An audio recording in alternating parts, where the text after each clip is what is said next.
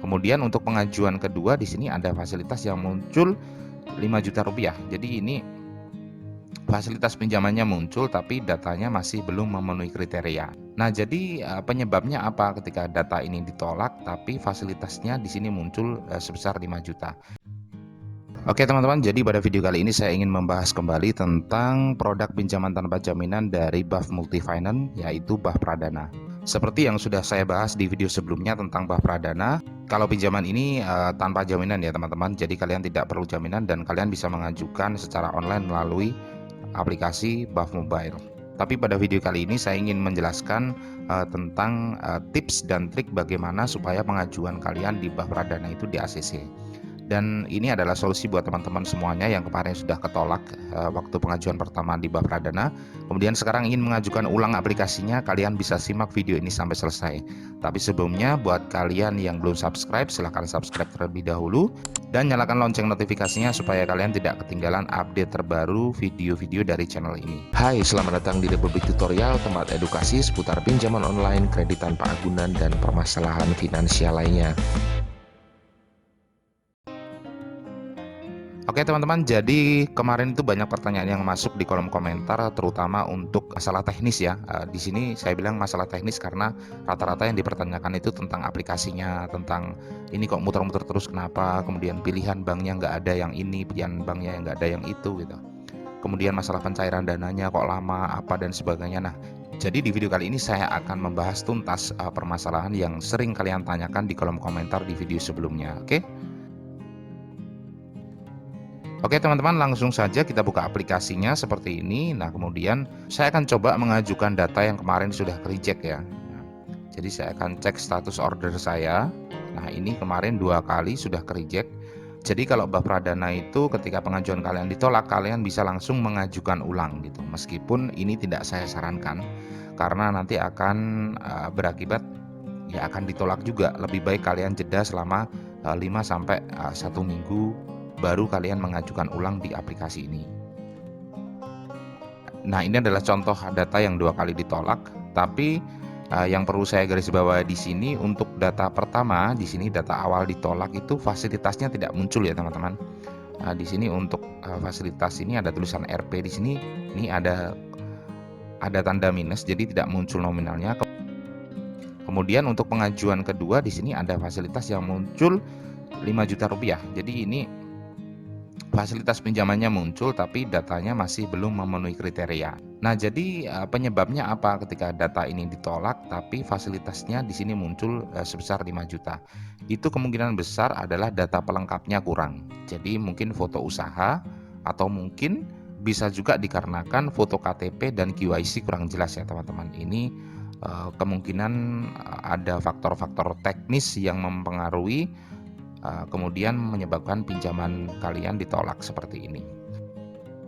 Nah kemudian ada faktor lain selain itu, yaitu limit yang kalian ajukan terlalu besar gitu. Jadi di sini kan ada limitnya 1 juta, 3 juta, kemudian 5 juta. Nah ini limit maksimal yang diajukan itu. Jadi di sini saya akan mencoba mengajukan sebesar 1 juta rupiah saja ya teman-teman. Oke, kita ulang kembali dari awal pengajuannya. Oke, kita langsung masuk menu ke BAF Pradana.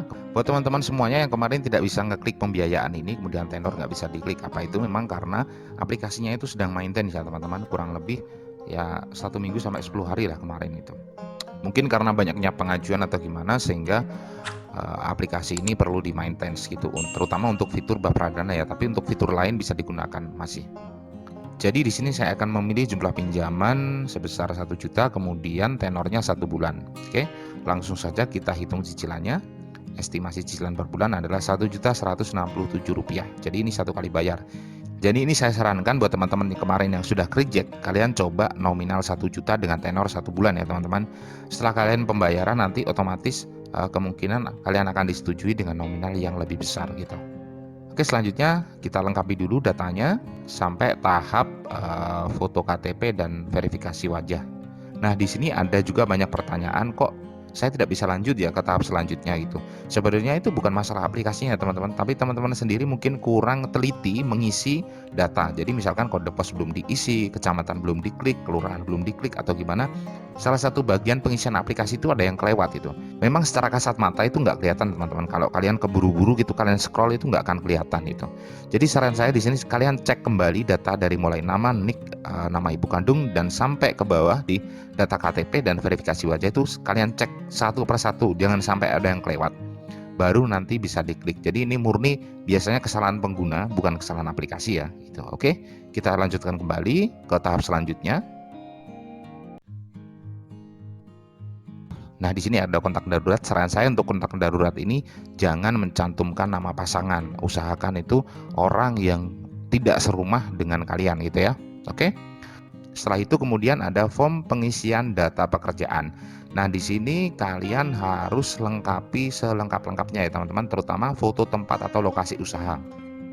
Jadi tempat usaha kalian, misalkan kalian punya toko apa ya, di foto tokonya, di foto gitu. Kemudian kalian punya kontrak HP, kontrak HP-nya di foto. Kalau memang nggak ada sama sekali ya kalian bisa pinjam punya teman atau tetangga gitu. Yang penting ada foto tempat atau lokasi usaha. Oke. Selanjutnya kita ke langkah selanjutnya.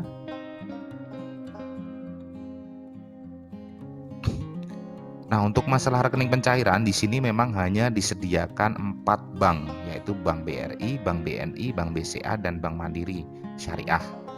Nah, buat teman-teman semuanya yang kemarin sempat bertanya, kok agak ada pilihan bank ini, kok nggak ada pilihan bank yang itu gitu. Ya memang nggak ada teman-teman, karena memang hanya disediakan metode pencairannya melalui keempat bank ini gitu. Jadi kalian harus punya 4 rekening ini, salah satunya kalian harus punya gitu maksud saya. Oke, selanjutnya kita verifikasi terlebih dahulu untuk rekeningnya. Di sini akan terdeteksi otomatis nama harus sesuai dengan nama KTP. Kemudian setelah itu kita checklist lembar persetujuan, kemudian kita pilih verifikasi. Nah, di sini ada estimasi pengembaliannya sebesar 1.167.000 kurang lebih, karena di sini ada bagi hasil ya. Nah, saya ini kurang tahu sistemnya bagaimana ini. Oke, setelah itu kita ke langkah selanjutnya. Nah, di sini kalian pastikan untuk informasi profil, kemudian nik, nama lengkap, tanggal lahir, nomor handphone ini sudah benar ya teman. Di sini ada menu edit. Kalau misalkan belum benar, kalian bisa mengeditnya terlebih dahulu. Setelah itu kita bisa kirim. Nah, ini sudah selesai proses pengajuannya. Kurang lebihnya ada 3 tahap di sini, yaitu tahap pengisian data diri, kemudian pekerjaan, dan verifikasi nomor rekening. Kalau status pengajuan kalian sudah seperti ini, data awal diterima, kemudian fasilitas di bawahnya ini sudah muncul, ini kemungkinan besar itu akan di ACC ya teman-teman. Jadi kalau reject itu, dia hanya hitungan detik itu sudah ada data awal ditolak atau belum memenuhi kriteria seperti yang di bawah ini gitu.